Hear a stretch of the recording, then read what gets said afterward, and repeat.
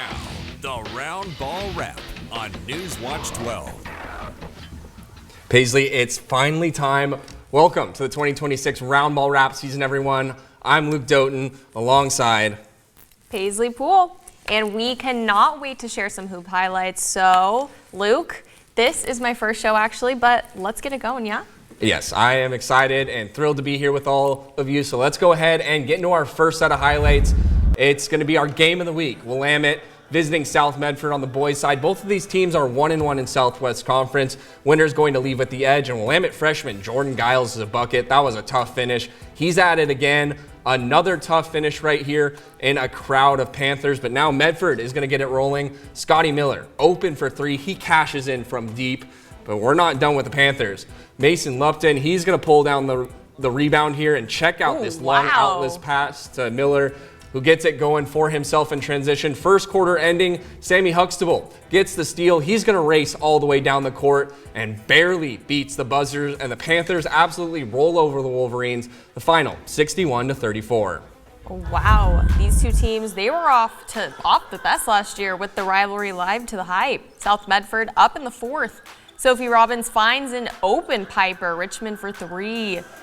All right, it's Panthers' turn now. Jordan Barlow with a nasty crossover. Look at her. Can't convert the jumper, but gets to the line. Here we go, Jordan. Wolverines getting out in transition. Robbins says, let me go coast to coast. And she's able to finish in a sea of Panthers. But it's South Medford who takes this game in dominant fashion. Lady Panthers win 58-16. Luke, wow. Now, this matchup was exciting. Both of these teams, South Eugene and North Medford, are so scrappy. I was at this game. Are you ready for this? I'm ready, Paisley. All right, let's do it. North Medford welcomes South Eugene to Oakdale Middle School. Now, here we go right away. Brian Nunez assists to Jackson Zimmer. It's a three. Look at that go in. And next up, we're going to see Demarius Harris. Here we go to Nunez. He wastes no time. Watch him. Wow. We're going to see him again here. An absolute sniper, bang, right up the middle. No such things as mistakes on this team as you're about to see, because Demarius Harris up, and he just saves the day up to the hoop. Now South Eugene, they're going to take control here at the end of the first. Elijah Gabriel, he hits a three, and it's 32-35 at the end of the half. But North Medford's scrappiness isn't enough to pull out a win. The final score, 58-68. We got more Southwest Conference action, Paisley. We're heading to Grants Pass. We're going to have the girls up first. The Irish looking for some luck tonight inside the Lady Cavers lair. Cavers looking for an upset at home. Getting to the free throw line often, these ladies, and it's Millie Lathan with the nice move to draw, but Sheldon heats up from the three-point. Hayden Kearney buries it from deep. They're not done. It's Kayla Tremble's turn. She lights it up from beyond the arc. But wait. There's more. Thrumble, let it fly again. Irish are not from three-point land. First quarter winding down. Here we go. Millie Lathan finds Cameron Love, who beats the buzzer right here. Wow. And the Lady Cavers roll on the upset at home. The final 53-46. Grants Pass boys, they're up right after, but they unfortunately don't have the same luck as the girls defending home court. They drop the conference game to the Irish 43-55. Now it's time for some Crater and Thurston, Luke. Let's hit the girls first. I know it's early, but this team's, they're already defending their state title championship, and they're looking for a 2-feet. They are looking hot this year, too, on the court. Exactly, and I'm going to show you why right now. All right, Thurston Colts, they were making the journey to the Rogue Valley for the 6 p.m. tip-off. First up, we're going to see a Haley Plankenhorn rebound right here and a pass to Jasmine Fernandez for a three. Then a turnover from the Colts. Brindley Young to Taylor Young for two. That's sisterly chemistry. Addison Nelson right here on the Colts. She looks for a pass, but it's taken by Taylor Young. Outlet. Here we go to Brindley Young. Other way this time. Right, I know. Third quarter, 45-10. Freshman Brindley Young up with a three. These Crater girls, they dominate the Colts tonight. Final score, 19-61 Comets, Luke. The Crater boys, they're up next, taking on Thurston. And, you know, Paisley, you were telling me you could just feel the energy at the gym in this one. And look at it. Andrew Smith, he's sneaky. He's going to get a sneaky pass to Julian Grant, who is absolute cash from three. No thoughts this time from Smith, though. He just does it, puts up the three of his own. Crater starting to roll. But the Colts, they're going to start picking it up here. Trayson Hill to Ridge Lindsay for two. and they're going to keep compounding on this. Next, it's going to be Lucas Labounty, one of the best players in the state, by the way. He finds Hill, and he's up in the air for the layup. But here come the comments again. Malachi Barlow, another fun name to watch. He's up there with assists in the state. No look to go behind Kalsa there.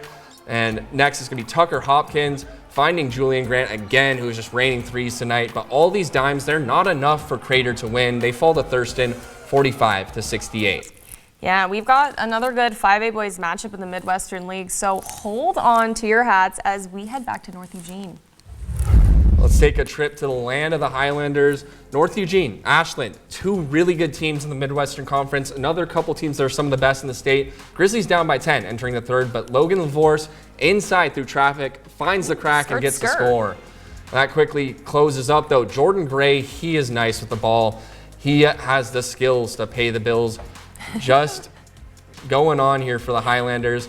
And Jordan Gray again, pump fake, finds the open space and buries it with ease. North Eugene pulls away from this one. And here's Jordan Gray again.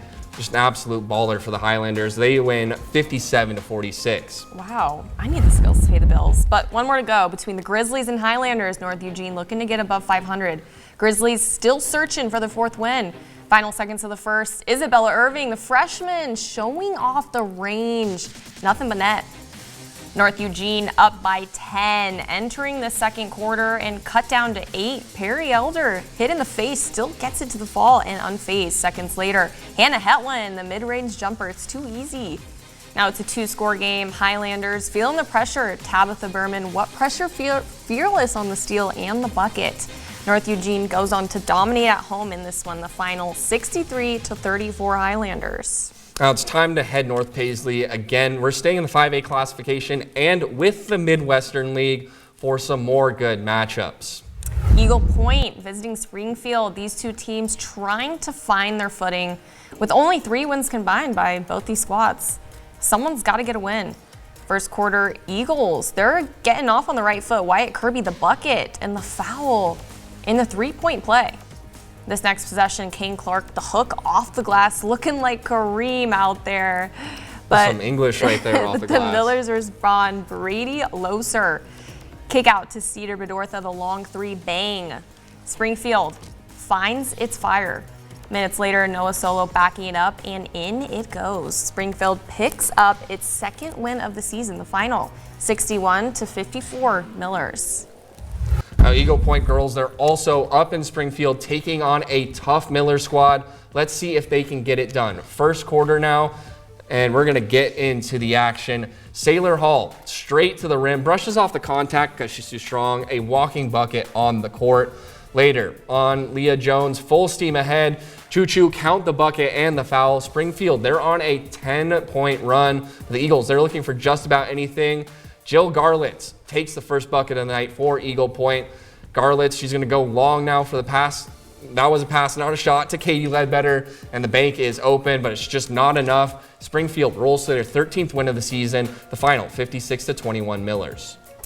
The Mazama Vikings, they beat the Pirates 54-42 right here, as you can see. Long trip for Phoenix, and ladies, same trip for them, but it's the other way around. The Pirates get the job done in this one and win 46-36. Brookings Harbor, they win a nail-biter against St. Mary's, winning 45-43 in this close game. We got Lakeview wins. going up. Wow. Yeah, Lakeview against North Valley, 52-42. Lakeview's kind of been in that consideration for power rankings or for rankings in the state, so good to see them get the win as well. A lot more highlights, some more fun things. So let's go ahead and head to Grants Pass, where we've got the Henley Hornets taking on the Hidden Valley Mustangs. The Hornets, the girls, they're looking for their 10th win this season. Mustangs looking for their 6th. Second quarter now. Madison Kelly on fire from long range. The Mustangs are trailing 43-10. Next play, Lily Fussell passes it down low to Kennedy Moden, who gets it into the hoop. Hornets, they're going to extend their lead on this breakaway. It's Gretchen Shine who scores on the layup.